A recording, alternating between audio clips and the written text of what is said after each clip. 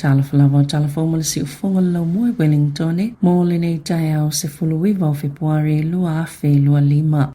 E toi fo I mai tangata New Zealand ia na malanga ia tunu ui fafo e whai o lātou tautonga, e whai titia i o lātou tino mamafa, mani whaafitau li o ngaunga ionoa a fia i o lātou soifua I se taimi muli mai, wātili o na mamafa I le avenga, I le au o nangal soifua malolo ina lau tele le tunu o. Peo na whaalia I se foma I e whaia ia I tu a ingo tautonga I Waikato, na whaalia Dr. Rowan Fringe, ua whaatutunga i ngā kampani e whaapitua, I tangata malanga ia tunu ui fafo mo tautonga, ai maasani o na le malama a toa I tūlanga o ngaunga no o yeile tangata po le tūlanga mo mio nisi taotonga pe a toi fo I mai I o lātou a inga. E le ngā whatia le tōtele le lua se fulu I wa hawhi tāla pe a whaia se au nanga whaatuma oti e whaia se taotonga e whai titiele mamafa o le tino o le ala lea e anga iai I Mexico, Thailand, ma Turkey mō taotonga taungo fiatu e tusa lea maleta I walu wawhi tāla. Na tā ua se tasita maitai I Waikato o le taotonga e ave se vaenga o le manaba e fisosoani e whaapa uwele tino mamafa po le gastric sleeve surgery I tutono tijuana e le o se whai unga sawha ingo fia ia te ia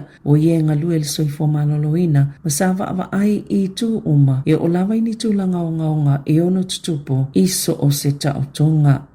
Mō tangata na whaatawina ni tanga pepa o chicken nuggets o whautua ina nei ina ia awana I tau mawhaina. Ona e leilo po ia I tutonu ni tama I pao ni I lanu moana pe ona whaeloa le New Zealand Food Safety I lea solua. O oloa ia e awhia I le tanga pepa o le Pam's Tempura Coated Chicken Nuggets e tasi le kilo e mai a lea ngai lea so se fuluono o ke topalua whelua lima. Sa whaatawina atu e whale oloa le Four Square, Kilmore's, New World, Pack and Save, maisi whaleoloa supermarket I tutono New Zealand. Ua whautua ina lea tunu ina ia toi whaafo I nuggets I whaleoloa na whaatawa tuwai, ai toi whaafo I atua lātou tupe. Ia po le la fo iloi le la pisi, pena sauno le suita I taisino le saunga le mua tau mawha New Zealand, Vincent Abako.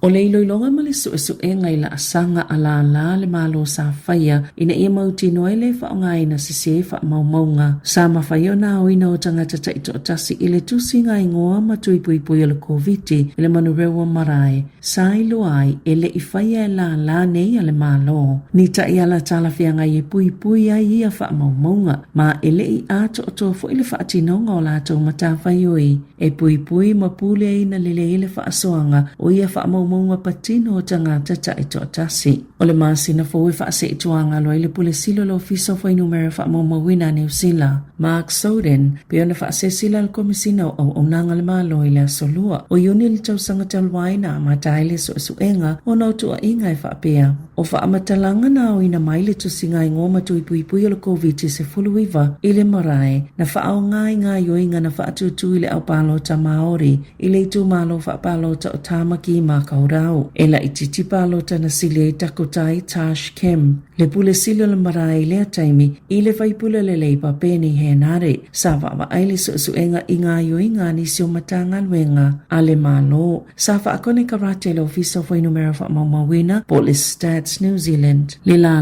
le whanau Ora Commissioning Agency e fisosani se tau mawhainga muli e au wha maumaunga o le tusinga ingoa. Wata ua e whapea o whaatonuina le Stats New Zealand matanga luenga o soifua maloloina Health New Zealand ma le te puni kōkiri ina ia tau fia mo se teimi le tō mau ni kone karate fō o le whaafounga o ni kone karate ma le toi whaapoponga o ni si vaenga ia au nanga e tolo.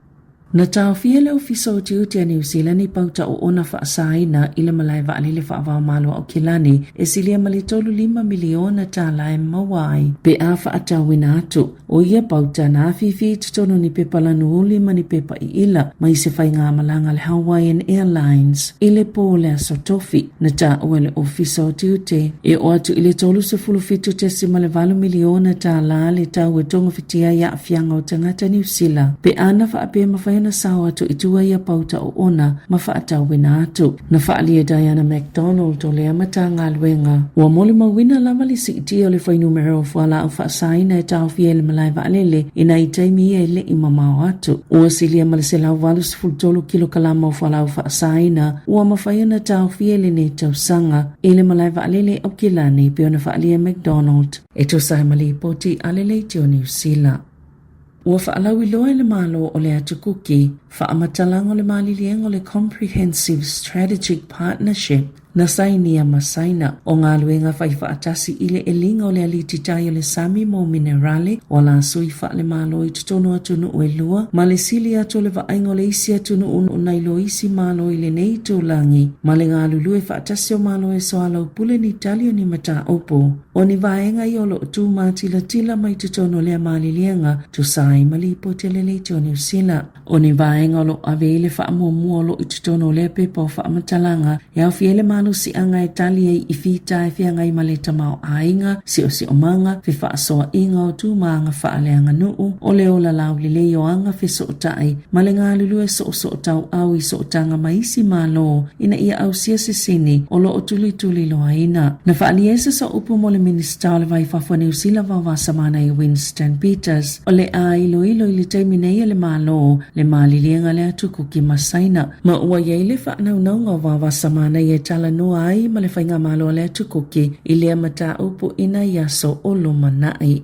Saloka ina leo se talavoi o kilani sisifo na tau mawhaianga oi i tutono se supermarketi. Na whaalia leo o le tolu vai aso talwai na tula i mai elea mata upu na tamu e se tama ita i talavoa nga i se taavali na whaatalitali Henderson. Ina ua umona nga oi i tutono se supermarketi na tau mawhaileo le ave taavali sola peitai. Na feto ai maseiksi taavali na yeini tangata se to olua i tutono o le whaamatalanga leo na nga oi se ato taitai ele ave taavali mai le taavale lea na la feto ai o le itoi sola whaanati ese. Masa manunu ai tangata e to olua ia i tutono le isi taavale. Whaatasi maseiksi tangata na fisosoani e fufole mata upu e se fuluiva tau sango se tau le auranui wa molia le whao lima malenga oi. Ai lua tasi tau sango se tamaitai o samania le whaamsinonga i le ngao inga i le whale o loa. Mai tula i le whaamsinonga whaito malo wai takere i le vai aso fou.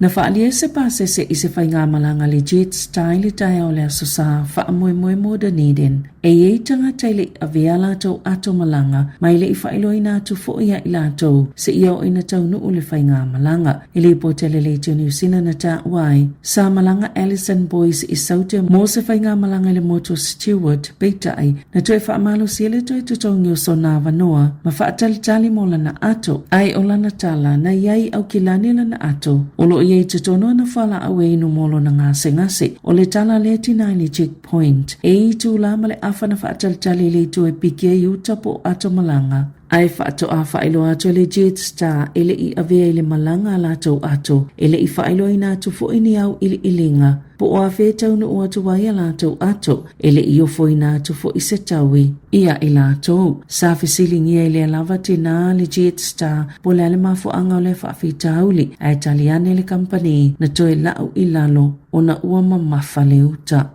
I taalonga, Sāmoa Dame Lydia Ko o le taalonga tahapolo le whailonga pito mawalunga le nei tausanga o le Supreme Halberg Award o taalonga ese i totono New Zealand. Sa ia mawaina fo le whailonga le teine taalo le tausanga New Zealand. O tūlanga mawa ina ausia Dame Lydia le tausanga talwai, hea Filipine auro i taalonga le Olimpeka, sampini le tawanga tahapolo tamaita i Britania le British Open. Masafa aulufale fo le saufa inga tangata uwailonga ile fo i taalonga ile lalula le Hall of Fame. Sa tau vai le alava whailonga Dame Lydia ma Dame Lisa Carrington o alonga waa. Le na manumalo i le whailonga le tau sangatal wai. Whaatasi ma Alice Andrews o le vilinga wila. Teine ta alo le ipo lalangi al kilkiti T20 o Amelia Kerr. Whaatasi ma Erin Routleaf o le tenisi ma Emma Twig o le alo waa. O le tamata alo le tau sangana ma we Hamish Kerr o le osama walunga o le high jump. Tangata taalo o e mana onga whaapitoa o Anna Grimaldi,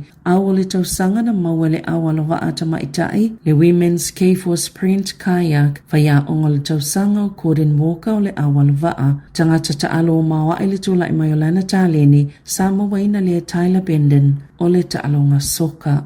Whaupoponga mo mua i o Tala Fou mai le si ufonga le lau mua mo le nei tae ao.